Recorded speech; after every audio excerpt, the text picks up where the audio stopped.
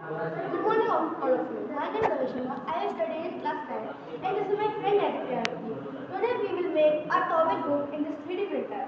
This is SD card then we will insert SD card in the 3D printer.